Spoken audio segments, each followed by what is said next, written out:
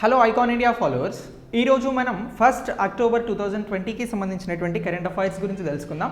So ఈ current affairs కంటే ముందు మీకు చిన్న అనౌన్స్మెంట్ ఏంటి అని అంటే, ఐకాన్ ఇండియా మీరు చూస్తున్నటువంటి వీడియో క్లాసెస్ ఏవైతే ఉన్నాయో వీటికి సంబంధించినటువంటి టెక్స్ట్ ఫార్మాట్స్ని కూడా మీకు అందించబోతుంది. ఎలా అంటే వెబ్సైట్ ద్వారా. సో అక్టోబర్ 2 గాంధీ జయంతి సందర్భంగా ఐకాన్ ఇండియా www.iconindia.edu.com అనేటువంటి వెబ్సైట్ని లాంచ్ చేస్తూ ఉంది.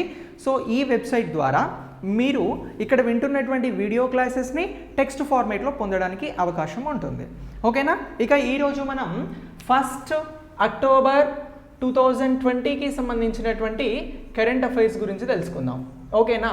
సో ఈ 1 అక్టోబర్ 2020కి సంబంధించినటువంటి కరెంట్ అఫైర్స్లో ముందుగా మనం దేనిని గురించి తెలుసుకుందాము అని అంటే, కోలార్ గోల్డ్ మైన్స్ గురించి తెలుసుకుందాం. ఏమంటున్నాం?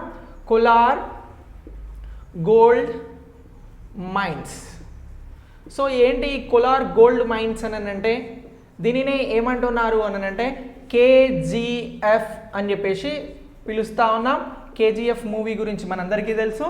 సో ఈ KGFకి సంబంధించినటువంటి కోలార్ గోల్డ్ మైన్స్ గురించి కరెంట్ అఫైర్స్లో ఏం తెలుసుకోవాలి అని అంటే, ఈ గోల్డ్ మైన్స్కి సంబంధించి దీనిలో ఈ గోల్డ్ మైన్స్లో భారత్ గోల్డ్ మైనింగ్ కార్పొరేషన్ అనేది ఒకటి ఉంది.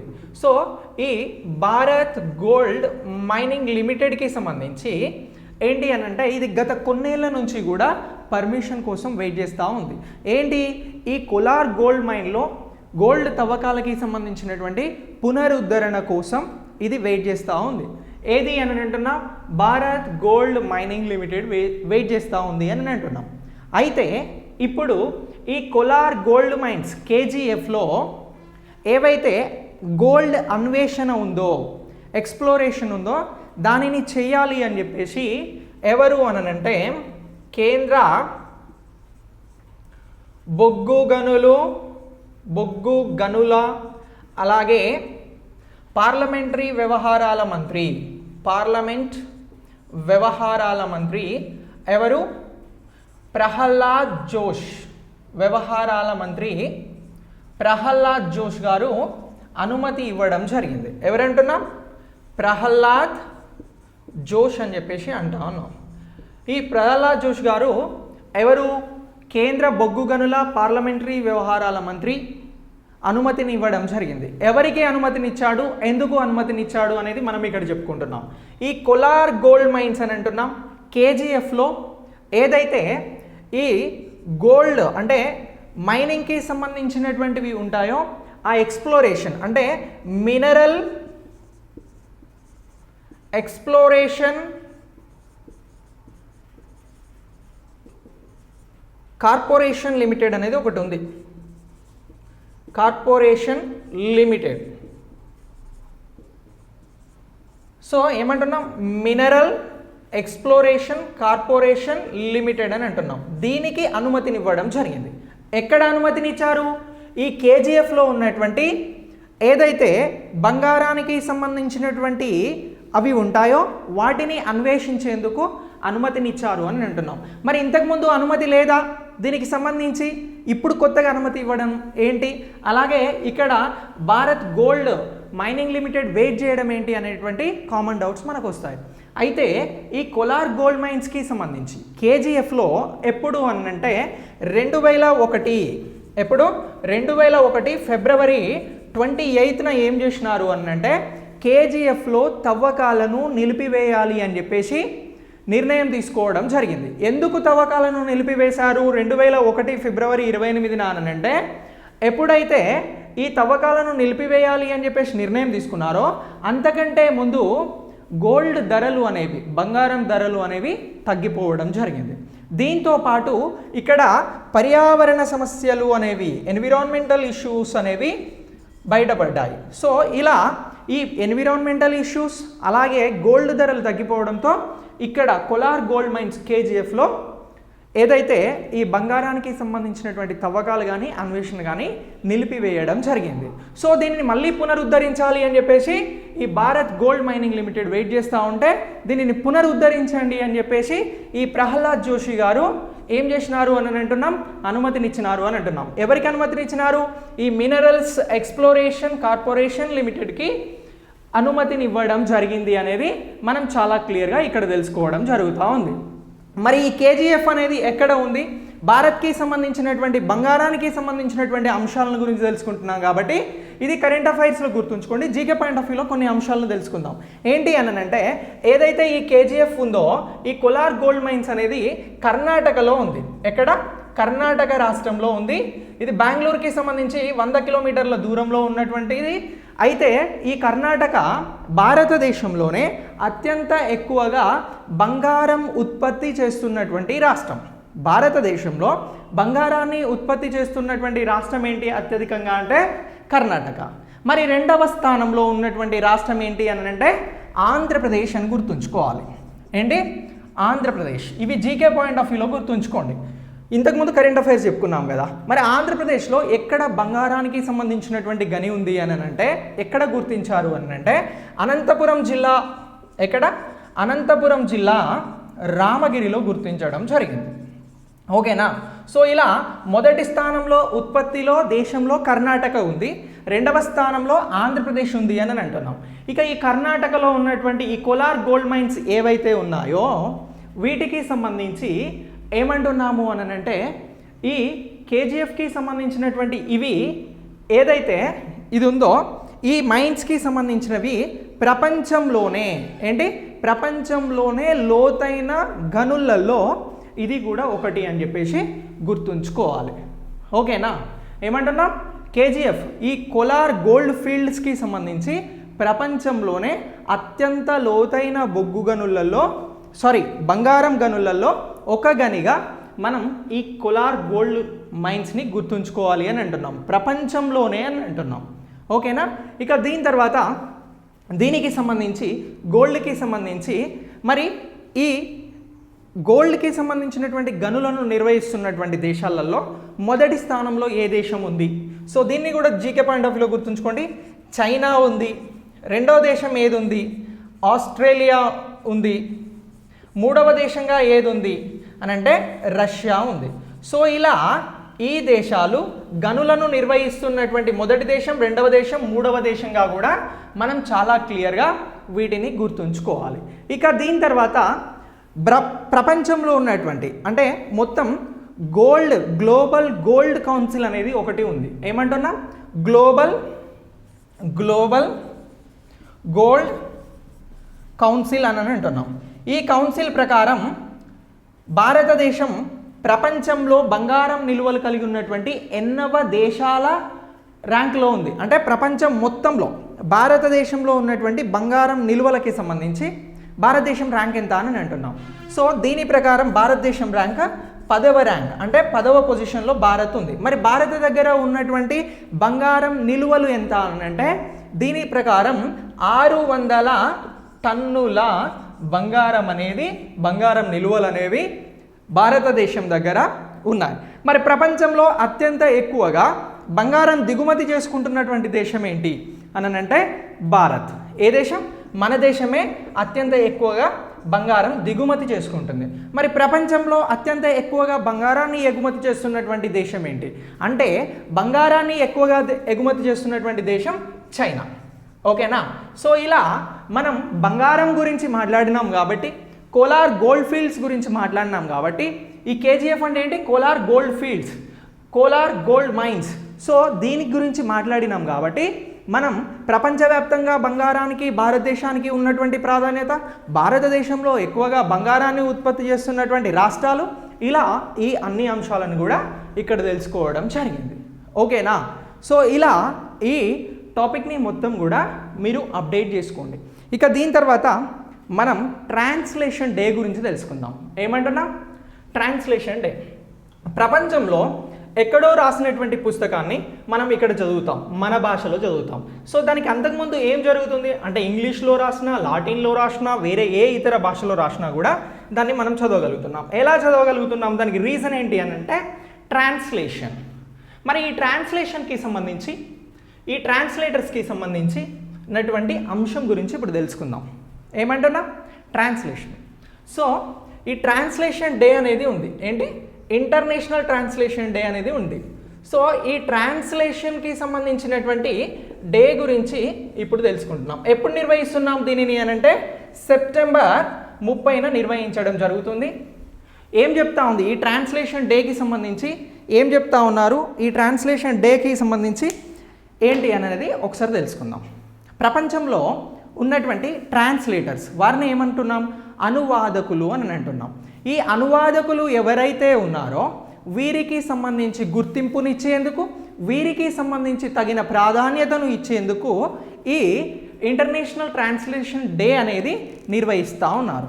మరి దీనికి సంబంధించి థీమ్ ఏముంది అని అంటే, ఈ థీమ్ ఏంటి అని అంటే దీనికి సంబంధించి సంక్షోభంలో ఉన్నటువంటి ప్రపంచం ఏంటి, సంక్షోభంలో ఉన్న ప్రపంచానికి ఏమంటున్నాం, ప్రపంచానికి కొత్త పదాలను కనుక్కుందాం, కొత్త పదాలను కనుగొనాలి, ఆవిష్కరించాలి అనేది థీమ్గా ఉంది. ఓకేనా? సో ఇది థీమ్గా ఉంది. ఏమంటున్నాం, ట్రాన్స్లేషన్ డేకి సంబంధించి. మరి ఇంటర్నేషనల్ ట్రాన్స్లేషన్కి సంబంధించినటువంటి దీనిని ఎప్పుడు ఏర్పాటు చేయడం జరిగింది, ఫెడరేషన్ ఆఫ్ ఇంటర్నేషనల్ ట్రాన్స్లేషన్ ఏమంటున్నాం, ఫెడరేషన్ ఆఫ్ ఇంటర్నేషనల్ ట్రాన్స్లేషన్ అనేది ఎప్పుడు ఏర్పాటు చేసినారు అని అంటే దీనిని 1953లో ఏర్పాటు చేసినారు. అయితే ఈ ఇంటర్నేషనల్ ట్రాన్స్లేషన్ డేకి సంబంధించి దీనిని ఎప్పుడు నిర్వహించాలని సంతకం చేసినారు అని అంటే 2017లో నిర్ణయం తీసుకోవడం జరిగింది. దీని ముఖ్య ఉద్దేశం ఏమంటున్నాం, ప్రపంచవ్యాప్తంగా ఉన్నటువంటి అనువాదకులు, ట్రాన్స్లేటర్స్ ఎవరైతే ఉన్నారో వారిని గుర్తించి ప్రోత్సహించేందుకు దీనిని నిర్వహిస్తూ ఉన్నాము అని అంటున్నాం. సో ఇలా నిర్వహిస్తున్నటువంటి ఈ ఫెడరేషన్ ఆఫ్ ఇంటర్నేషనల్ ట్రాన్స్లేషన్కి సంబంధించి మొత్తం ఇందులో ఎంతమంది ప్రపంచవ్యాప్తంగా సభ్యులుగా ఉన్నారు అని అంటే 80,000 మంది ఇందులో సభ్యులుగా ఉన్నారు అని అంటున్నాం. ఓకేనా? సో ఇప్పుడు ట్రాన్స్లేషన్స్కి సంబంధించి ఎక్కడైనా ఇంపార్టెంట్ డేలో మిమ్మల్ని అడిగితే ఏం గుర్తుంచుకోవాలి, సెప్టెంబర్ 30న దీనికి గుర్తింపు ఉంది అని అంటున్నాం. మరి ఎందుకు దీనిని సెప్టెంబర్ 30న జరుపుతూ ఉన్నారు అని అంటే ఏదైతే ఈ ట్రాన్స్లేషన్ డేకి సంబంధించి ఇటలీకి సంబంధించినటువంటి ఒకతను, అక్కడ ఉన్నటువంటి ప్రీస్ట్, పూజారి ఎవరైతే ఉన్నారో అతను బైబిల్ని ఏం చేశారు అని అంటే ఇది గ్రీక్ నుంచి లాటిన్లోకి ట్రాన్స్లేట్ చేయడం జరిగింది. ఎవరు? ఒక ఇటలీకి సంబంధించినటువంటి పూజారి అని అంటున్నాం. సో ఈ ఇటలీకి సంబంధించినటువంటి పూజారి చేసినటువంటి ట్రాన్స్లేషన్కి గుర్తుగా ఈ ట్రాన్స్లేషన్ డే అనేది నిర్వహిస్తూ ఉన్నారు. సో ఇలా ఈ ట్రాన్స్లేషన్ డేకి సంబంధించి అలాగే అనువాదకులకి ఇస్తున్నటువంటి ప్రాధాన్యతను, వారికి ఇచ్చేటువంటి గుర్తింపుకి సంబంధించి ఈ federation of international translation day గురించి మీరు గుర్తుంచుకోండి. సో ఎప్పుడు ఏర్పడింది ఫెడరేషన్ ఆఫ్ ఇంటర్నేషనల్ ట్రాన్స్లేషన్ అని అంటే ఇది 1953లో ఏర్పడింది అని గుర్తుంచుకోండి. ప్రపంచంలో ఉన్నటువంటి దేశాల నుంచి 80,000 మంది ఇందులో సభ్యులుగా ఉన్నారు అని చెప్పేసి గుర్తుంచుకుంటే సరిపోతుంది, ఇంపార్టెంట్ డేట్స్కి సంబంధించినటువంటి అంశంగా. ఓకే, ఇక దీని తర్వాత మనం మరొక అంశం గురించి తెలుసుకుందాం. సో మరొక అంశం ఏంటి అని అంటే నేషనల్ ఇన్స్టిట్యూట్ ఆఫ్ న్యూట్రిషన్ గురించి తెలుసుకుందాం. ఏంటి? నేషనల్ ఇన్స్టిట్యూట్ ఆఫ్ న్యూట్రిషన్ అని అంటున్నాం. సో ఈ నేషనల్ ఇన్స్టిట్యూట్ ఆఫ్ న్యూట్రిషన్ ఏం చేసింది అని అంటే భారతీయులకి సంబంధించినటువంటి ఎత్తులు, బరువులు, దానికి సంబంధించినటువంటి మోడిఫికేషన్స్ చేయడం జరిగింది, చేంజెస్ చేయడం జరిగింది. ఏమంటున్నా? నేషనల్ ఇన్స్టిట్యూట్ ఆఫ్ న్యూట్రిషన్ అని అంటున్నాం. సో ఈ నేషనల్ ఇన్స్టిట్యూట్ ఆఫ్ న్యూట్రిషన్ అనేది ఏం చేసింది అని అంటున్నాం, భారతీయులకి సంబంధించినటువంటి ఏంటి బరువు కానీ అలాగే ఎత్తు కానీ ఏదైతే ఉందో వీటిని చేంజ్ చేయడం జరిగింది అని అంటున్నాం. భారతీయుల సగటు బరువు ఎంత అని అంటే 2010లో తీసుకొచ్చినటువంటి లెక్కల ప్రకారం పురుషులైతేనేమో 60 కేజీలు, స్త్రీలైతేనేమో 50 కేజీలు. ఎప్పుడు? 2010లో. మరి ఇప్పుడు ఈ నేషనల్ ఇన్స్టిట్యూట్ ఆఫ్ న్యూట్రిషన్ అనేది ఏం చేసింది అని అంటే వీటిని చేంజ్ చేయడం జరిగింది. ఎప్పుడు చేంజ్ చేసింది? 2020లో చేంజ్ చేసింది. ఇప్పుడు పురుషుల సగటు బరువు ఎంత అనంటే 65 కేజీలు. మరి స్త్రీల సగటు బరువు ఎంత అనంటే 55 కేజీలు. ఓకేనా, ఇక్కడ వరకు క్లియర్ కదా. మెన్ అండ్ ఉమెన్కి సంబంధించినటువంటి వెయిట్ గురించి ఇది మాట్లాడడం జరిగింది. అంటే ఓవరాల్గా ఎన్ని కేజీలు పెరిగినారు భారతీయులు అని అంటే 5 కేజెస్ని పెంచడం జరిగింది, పురుషులను కానీ స్త్రీలను కానీ. అంటే భారతదేశానికి సంబంధించినటువంటి బాడీ ఇండెక్స్ని కొలవాల్సి వచ్చినప్పుడు భారతీయుల సగటుకి సంబంధించి భారతీయుల పురుషుల సగటు బరువు ఎంత అనంటే 65 కేజీలు అని చెప్పాలి. స్త్రీల బరువు ఎంత సగటున అని అంటే యావరేజ్గా అనంటే 55 కేజీలు అని చెప్పాలి. ఇది ఇప్పుడు, ఇదేమో 2010లో. ఓకేనా, మరి ఎత్తులకి సంబంధించి కూడా మార్పులు చేయడం జరిగింది. హైట్స్కి సంబంధించి ఎంత అని అంటున్నాం, ఎంత అని అంటే 2010లో ఇక్కడ రాసుకున్నాం కదా, పురుషులకి సంబంధించి ఎంత అనంటే 5.6 అడుగులు. ఎంత? 5.6 అడుగులు అని అంటున్నాం. మరి అప్పుడు స్త్రీలకి సంబంధించి ఎంత ఉంది 2010లో అంటే 5 అడుగులు మాత్రమే ఉంది. క్లియర్ కదా ఇక్కడ వరకే.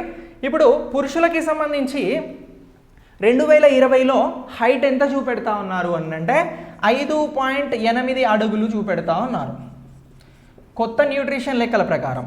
ఇక స్త్రీల హైట్ ఎంత అనంటే 5.3 అడుగులు అని చెప్పేసి అంటా ఉన్నారు. సో ఇలా ఈ కొత్తగా ఈ భారతీయులకి సంబంధించినటువంటి బాడీ ఇండెక్స్కి సంబంధించినటువంటి చేంజెస్ని చేయడం జరిగింది నేషనల్ ఇన్స్టిట్యూట్ ఆఫ్ న్యూట్రిషన్. ఓకేనా, సో ఇలా ఈ న్యూట్రిషన్ తీసుకొచ్చినటువంటి మార్పులకి సంబంధించి మనం అప్డేట్ అవ్వాల్సి ఉంటుంది. ఓకే, సో ఇక భారతీయులకి సంబంధించినటువంటి వయోజన వయసు ఎంత అని అంటే 2010లో వయోజన వయసు 20 సంవత్సరాల నుంచి 39 సంవత్సరాల వరకు అని చెప్పేసి చెప్పింది.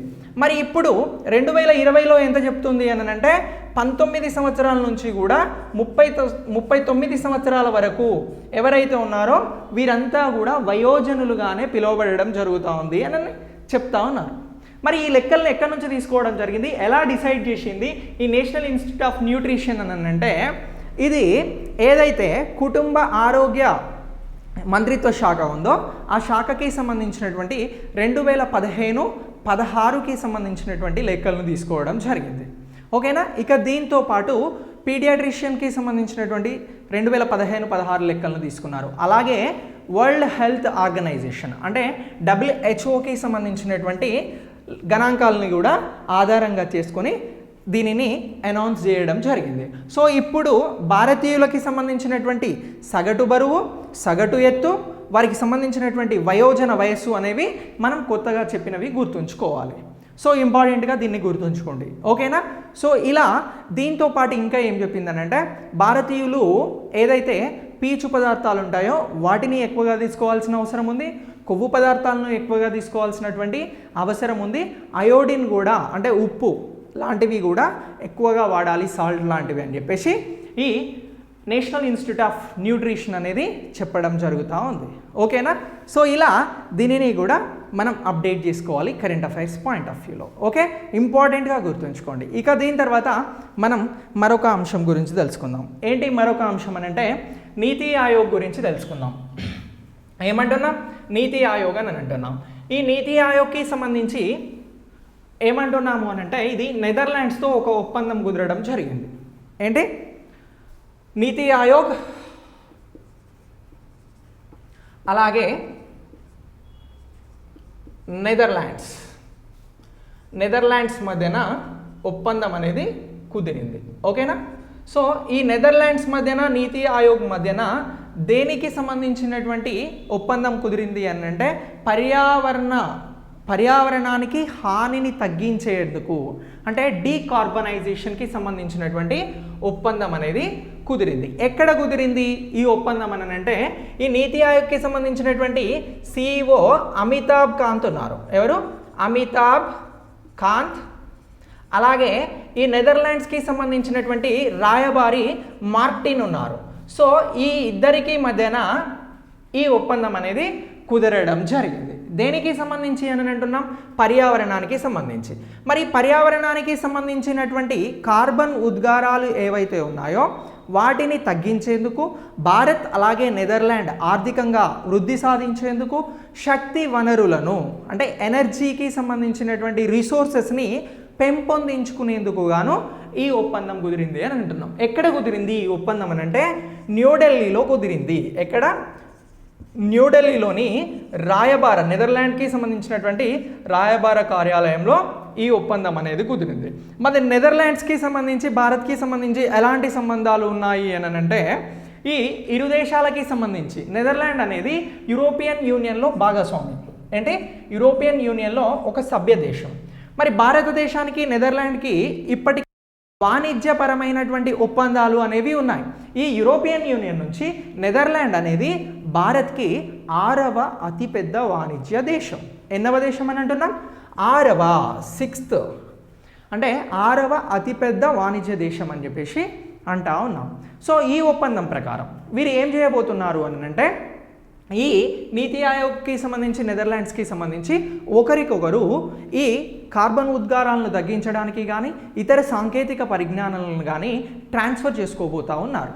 అంటే సాంకేతిక బదిలీ అనేది ఇరు దేశాల మధ్యన జరుగుతుంది అని చెప్పేసి చెప్తా ఉన్నారు.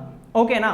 ఇక దీంతో పాటు ఏదైతే బయోగ్యాస్ ఉత్పత్తులు ఉన్నాయో వాటిని ప్రోత్సహించేందుకు సిద్ధంగా ఉండాలి అని చెప్పేసి కూడా చెప్తా ఉన్నారు. ఇక దీంతో పాటు భారత్ ఏమంటుందో అంటే 2030 కల్లా 30 నుంచి 35% మేర కార్బన్ ఉద్గారాలను తగ్గించేందుకు కట్టుబడి ఉన్నాము అని చెప్పేసి కూడా భారత్ చెప్తా ఉంది. సో భారత్ చెప్తున్నటువంటి ఈ కార్బన్ ఉద్గారాల తగ్గింపు కోసం ఈ ఒప్పందం అనేది కీలకం కానుంది భారతదేశానికి సంబంధించి. ఎవరెవరికి మధ్యన కుదిరింది అని అంటున్నాం? నీతి ఆయోగ్కి సంబంధించి భారతదేశానికి అలాగే నెదర్లాండ్స్కి సంబంధించినటువంటి రాయబారికి మధ్యన ఈ ఒప్పందం, నెదర్లాండ్ దేశానికి మధ్యన ఈ ఒప్పందం అనేది కుదిరింది అని మనం గుర్తుంచుకోవాలి.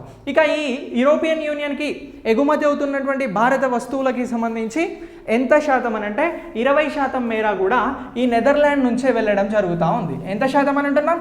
20% మేర నెదర్లాండ్స్ నుంచే వెళ్తున్నాయి అని చెప్పేసి మనం గుర్తుంచుకోవాలి. ఓకేనా?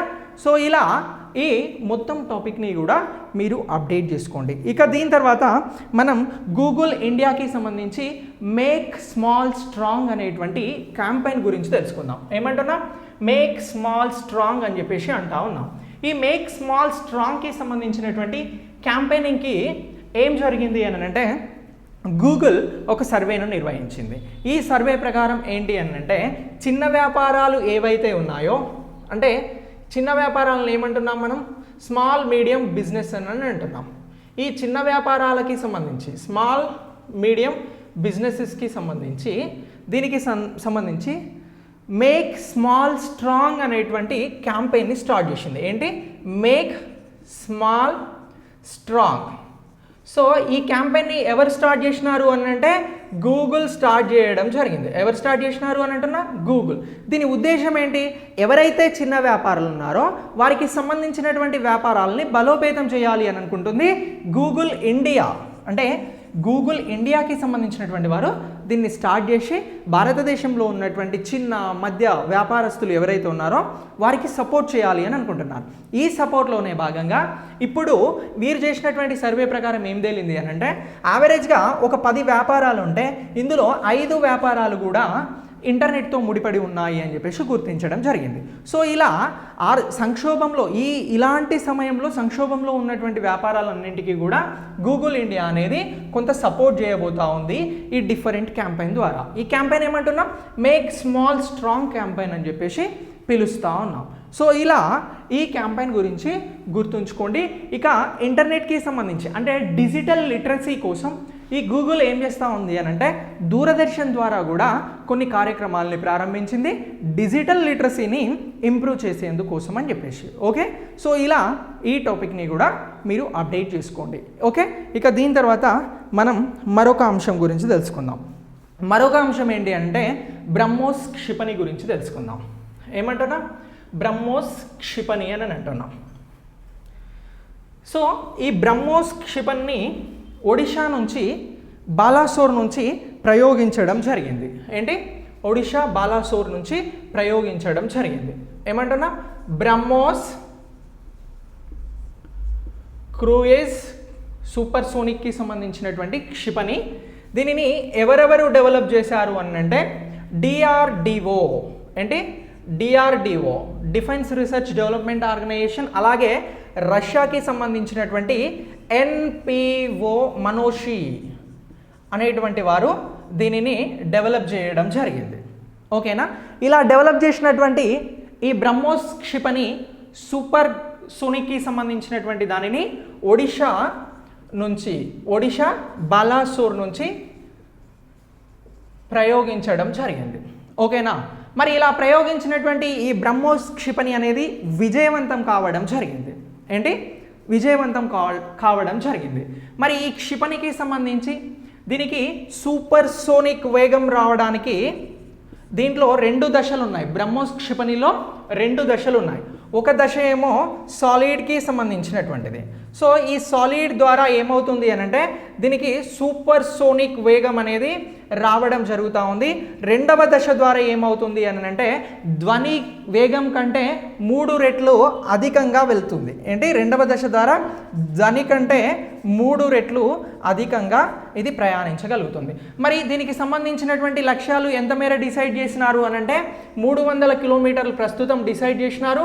ఇక దీని అవసరాలను బట్టి 450 కిలోమీటర్ల నుంచి 600 కిలోమీటర్ల మేర దీని సామర్థ్యాన్ని పెంపొందిస్తాము అని చెప్పేసి కూడా చెప్తా ఉన్నారు బ్రహ్మోస్ సూపర్ సోనిక్ క్షిపణికి సంబంధించి. ఓకేనా, ఇలా ఈ బ్రహ్మోస్ సూపర్ సోనిక్ క్షిపణి గురించి అప్డేట్ అవ్వాలి. మరి ఇక దీంతో పాటు మనం దీనికి రిలేటెడ్గా G7 గురించి తెలుసుకోవాలి. అంటే గ్రూప్ ఆఫ్ 7. ఈ G7కి సంబంధించి ప్రపంచంలో అభివృద్ధి చెందినటువంటి దేశాలు ఇది భాగస్వామ్యంగా ఏర్పడడం జరిగింది. G7 గ్రూప్ ఆఫ్ 7 ఎప్పుడు ఏర్పడ్డాయి ఇది అని అంటే 1975లో ఏర్పాటు అవ్వడం జరిగింది. జీకే పాయింట్ ఆఫ్ లో గుర్తుంచుకోండి ఇదంతా కూడా G7ని. ఈ దీంట్లో ఏ దేశాలు సభ్య దేశాలుగా ఉన్నాయనంటే కెనడా, ఫ్రాన్స్, జర్మనీ, జపాన్, అలాగే యునైటెడ్ కింగ్డమ్. సో ఇలా ఈ దేశాలు అన్నీ కూడా ఇందులో సభ్య దేశాలుగా ఉన్నాయి అని అంటున్నాం. ఏమంటున్నాం, Canada, France, Italy, Germany, Japan, United Kingdom, United States of America, మొత్తం 7 కంట్రీస్ వచ్చాయి. ఓకేనా, ఇవి సభ్య దేశాలుగా ఉన్నాయి. ఈ సభ్య దేశాలుగా ఉన్నటువంటి ఇవి ఏం చేసినాయి అని అంటే ఒక మిసైల్ కౌన్సిల్ని ఏర్పాటు చేయడం జరిగింది. ఎప్పుడు ఏర్పాటు చేసినాయి అని అంటే 1987లో ఏర్పాటు చేసినాయి. ఇలా ఏర్పాటు చేసినటువంటి ఈ మిసైల్స్ క్షిపణులకి సంబంధించి డ్రోన్లు కానీ క్షిపణులు కానీ ఇతర ఈ సూపర్ సోనిక్స్ కానీ ఇవన్నీ కూడా వీటన్నింటికి సంబంధించి ఇలా ఏర్పాటు చేసినటువంటి 1987లో ఏర్పాటు చేసినటువంటి కౌన్సిల్ ద్వారా ఏం చేస్తారు అని అంటే వీరు అనుమతులు, జాతీయ విధానాలకి సంబంధించి ఎగుమతులకి సంబంధించి అనుమతులు అనేవి ఇవ్వడం జరుగుతూ ఉంది. సో ఇలా ఇది గ్రూప్ ఆఫ్ 7కి సంబంధించి 1987లో తీసుకొస్తే దీనిలో భారత్ సభ్యదేశంగా ఎప్పుడు చేరింది అని అంటే ఇది తీసుకొచ్చినటువంటి G7 తీసుకొచ్చినటువంటి దాంట్లో 2016లో చేరడం జరిగింది, సభ్యత్వం తీసుకోవడం జరిగింది. ఓకేనా, సో ఇలా దీనిని కూడా మీరు అప్డేట్ చేసుకోండి. మరి ఈ బ్రహ్మోస్ క్షిపణి అనేది ఉపరితలం నుంచి ఉపరితల లక్ష్యాలని ఛేదించడం కాకుండా దీనిని ఎక్కడెక్కడి నుంచి ప్రయోగించవచ్చు అంటే జలాంతర్గాముల నుంచి ప్రయోగించవచ్చు, ఓడల నుంచి ప్రయోగించవచ్చు, విమానాల నుంచి ప్రయోగించవచ్చు, యుద్ధ విమానాల నుంచి ప్రయోగించవచ్చు, భూమి నుంచి కూడా ప్రయోగించవచ్చు. అలా దీనికి సంబంధించినటువంటి ప్రత్యేకతలు అనేవి ఉన్నాయి. సో దీనిని ఏమంటున్నాం, ఈ బ్రహ్మోస్ సూపర్ సోనిక్కి సంబంధించినటువంటి క్షిపణిని ఎవరెవరు తయారు చేసినారు అని అంటున్నాం, డిఆర్డిఓ, ఎన్పిఓ ఈ ఇద్దరు తయారు చేసినారు అని అంటున్నాం. ఒకరు రష్యా, ఒకరు భారత్. ఇలా ఈ క్షిపణికి 2 నదుల పేర్లు పెట్టడం జరిగింది.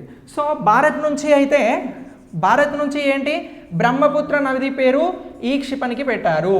ఏంటి, బ్రహ్మపుత్ర మిసైల్ పేరు పెట్టడం జరిగింది.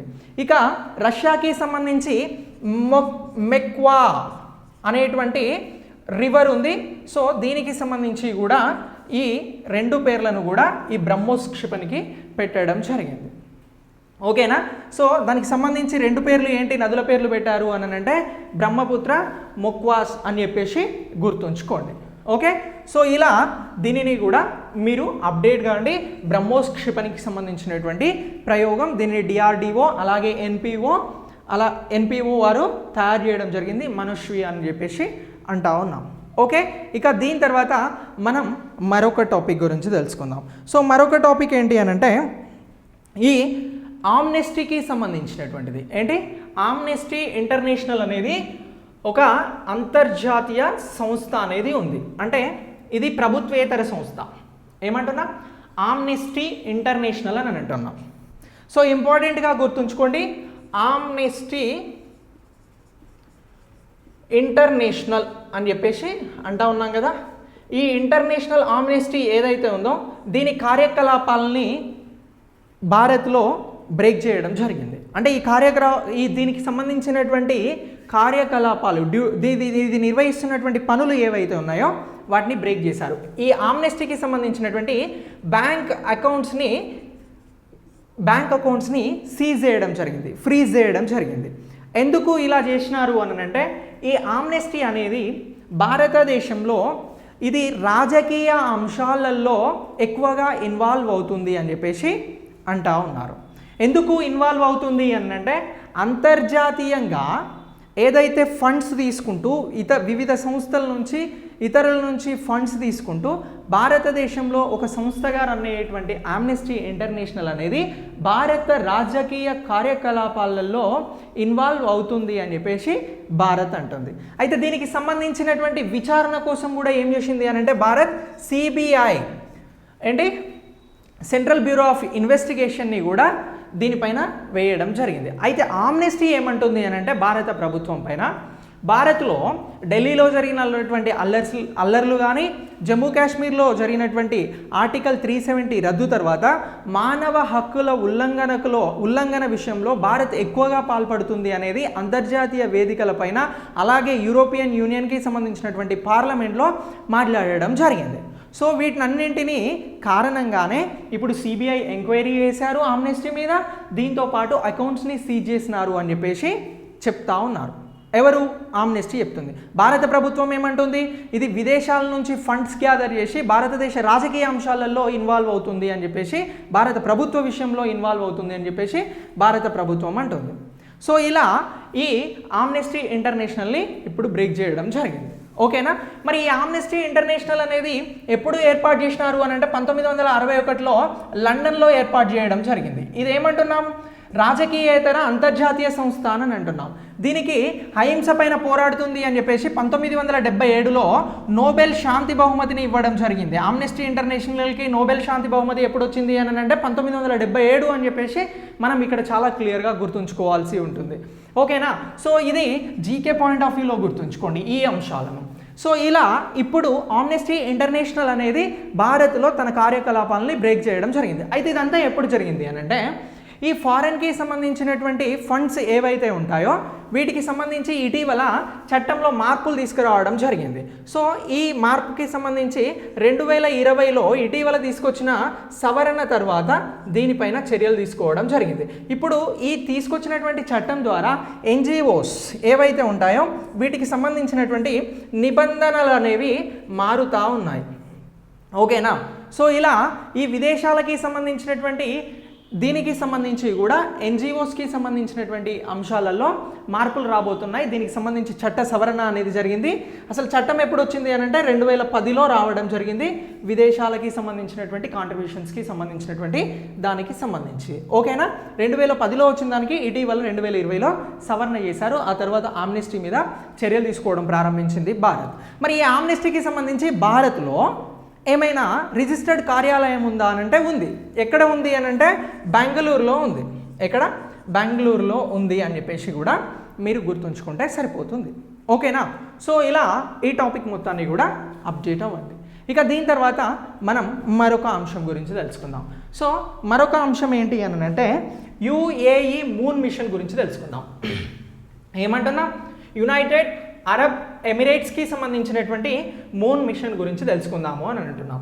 ఏం ప్రకటించింది అని అంటే యుఏఈ 2024 కల్లా మానవరహిత మూన్ మిషన్ని చంద్రుడి మీదకి పంపుతాము అని చెప్పేసి ప్రకటించింది. ఎవరు? యునైటెడ్ అరబ్ ఎమిరేట్స్ అని అంటున్నాం. ఓకేనా? ఇలా ప్రకటించినటువంటి ఈ యుఏఈ గురించి ముందే తెలుసుకోవాలి. అంతర్జాతీయంగా అంతరిక్షానికి సంబంధించి యుఏఈ 2019లో మొదటిసారి ఏం చేసింది అని అంటే వ్యోమగామిని ఇంటర్నేషనల్ ఏదైతే అంతర్జాతీయానికి సంబంధించినటువంటి ఈ ఇంటర్నేషనల్ స్పేస్ సెంటర్కి పంపించడం జరిగింది. ఎటు ఇంటర్నేషనల్ స్పేస్ సెంటర్కి వ్యోమగామిని పంపించడం జరిగింది. ఎప్పుడు 2019లో.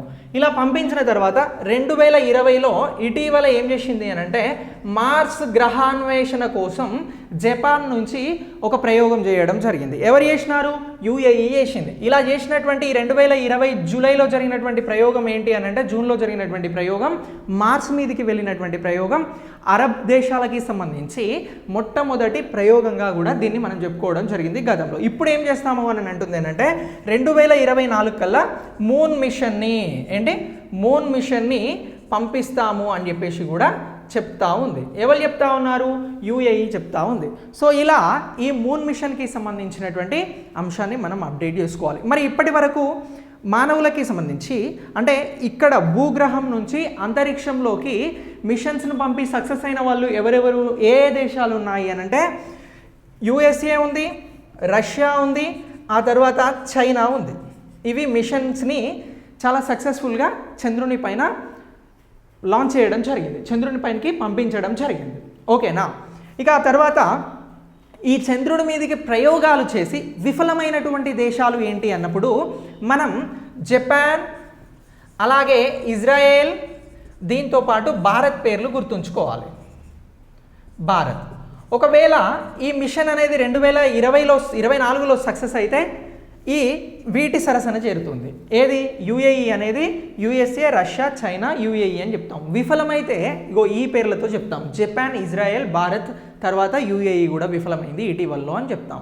అయితే ఇక ఇదే 2024లో చంద్రుడి దక్షిణ ధ్రువంలో వ్యోమగాముల్ని దింపేందుకు ఈ అమెరికా ఏం చేస్తూ ఉంది అని అంటే మహిళా వ్యోమగామిని అలాగే పురుషుల్ని దింపేందుకు ఆర్టెమిస్ అనేటువంటి నౌకను నాసా సిద్ధం చేస్తూ ఉంది. ఏంటి? ఆర్టెమిస్ అనేటువంటి నౌకను సిద్ధం చేస్తూ ఉంది. ఓకేనా? మరి ఈ ప్రయోగాన్ని ఈ యుఏఈ ఎందుకు చేయాలి అని అనుకుంటుంది అని అంటే అంతరిక్షంలో ఉన్నటువంటి వనరులకి సంబంధించి, సాంకేతిక పరిజ్ఞానానికి సంబంధించి అంటే ప్రపంచంగా ఉన్నటువంటి ఈ దేశాలకు సరిపోయే విధంగా సాంకేతిక పరిజ్ఞానాన్ని బదిలీ చేసుకునేందుకు, అలాగే అంతరిక్షంలో వనరులను అన్వేషించేందుకు ఈ ప్రయోగాన్ని చేయబోతుంది అని చెప్పేసి కూడా యుఏఈ గురించి మనం అప్డేట్ అవ్వాల్సి ఉంటుంది. ఓకేనా? ఇక దీని తర్వాత మనం శాంతి స్వరూప్ భట్నాగర్ అవార్డ్స్ గురించి తెలుసుకుందాం. ఏమంటున్నా? శాంతి స్వరూప్ భట్నాగర్ అవార్డ్స్ గురించి తెలుసుకుందాం. ఈ అవార్డ్స్ని ఎవరు ప్రకటించారు ఇటీవల అనంటే కేంద్ర ఆరోగ్య శాఖ మంత్రి, హెల్త్ మినిస్టర్ డాక్టర్ హర్షవర్ధన్ గారు ప్రకటించడం జరిగింది. ఏ అవార్డ్స్ అని అంటున్నాం? శాంతి స్వరూప్ భట్నాగర్ అవార్డ్స్ అని చెప్పేసి అంటా ఉన్నాం. ఈ శాంతి స్వరూప్ భట్నాగర్ అవార్డ్స్ అనేవి ఎన్ని విభాగాలలో ఇవ్వడం జరుగుతూ ఉంది అని అంటే 7 విభాగాలు అని గుర్తుంచుకోండి. అవి ఏంటి అని అంటే అలాగే జీవశాస్త్రానికి సంబంధించి, ఫిజిక్స్కి సంబంధించి, కెమిస్ట్రీకి సంబంధించి, ఇంజనీరింగ్కి సంబంధించి, మ్యాథమెటిక్స్కి సంబంధించి, మెడిసిన్స్కి సంబంధించి. సో ఇలా ఈ రంగాలలో ఈ శాంతి స్వరూప్ భట్నాగర్కి సంబంధించినటువంటి 2020 అవార్డ్స్ని ప్రకటించారు అని అంటున్నాం. ఎవరు అనంటే డాక్టర్ హర్షవర్ధన్ గారు. ఈ హర్షవర్ధన్ గారు ఎవరు అనంటే ఈయన కేంద్ర ఆరోగ్య శాఖ మంత్రిగా ఉన్నారు, హెల్త్ మినిస్టర్గా ఉన్నారు సెంట్రల్లో అని చెప్పేసి చెప్తా ఉన్నాం. ఈసారి అవార్డ్స్ అనేవి ప్రతి విభాగానికి, ఈ 7 విభాగాలలో ప్రతి విభాగం నుంచి 2 చొప్పున ఇవ్వడం జరుగుతూ ఉంది. మొత్తం 14 మందికి అవార్డ్స్ అనేవి ఇవ్వబోతా ఉన్నారు. మరి ఎవరికి ఇస్తారు ఇవి అనంటే 45 సంవత్సరాల కంటే తక్కువ వయసు ఉన్నటువంటి వారికి ప్రపంచంలో ఈ రంగాలకి సంబంధించి మనం చెప్పుకుంటున్నటువంటి 7 విభాగాలు ఏవైతే ఉన్నాయో అందులో విశేషమైన కృషి చేస్తున్నటువంటి వారికి ఈ శాంతి స్వరూప్ భట్నాగర్ అనేటువంటి అవార్డుని ఇవ్వడం జరుగుతుంది అని చెప్పేసి గుర్తుంచుకుంటే సరిపోతుంది.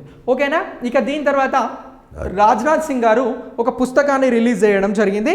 ఆ పుస్తకం ఏంటి అనంటే బొకే ఆఫ్ ఫ్లవర్స్. ఏమంటున్నా?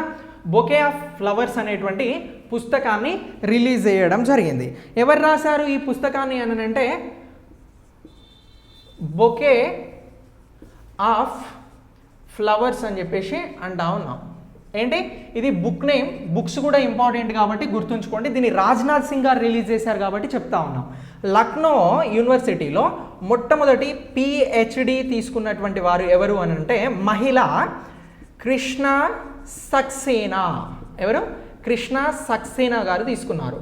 ఈమె ఎక్కడ మొట్టమొదటి పిహెచ్డి తీసుకున్నారు అని అంటున్నాం? లక్నో యూనివర్సిటీలో తీసుకోవడం జరిగింది. మొదటి మహిళగా లక్నో యూనివర్సిటీ నుంచి కృష్ణ సక్సేనా గారు పిహెచ్డి అనేది, డాక్టరేట్ అనేది తీసుకున్నారు. ఆమె రాసినటువంటి పుస్తకమే ఈ బొకే ఆఫ్ ఫ్లవర్స్ అనేటువంటి పుస్తకం.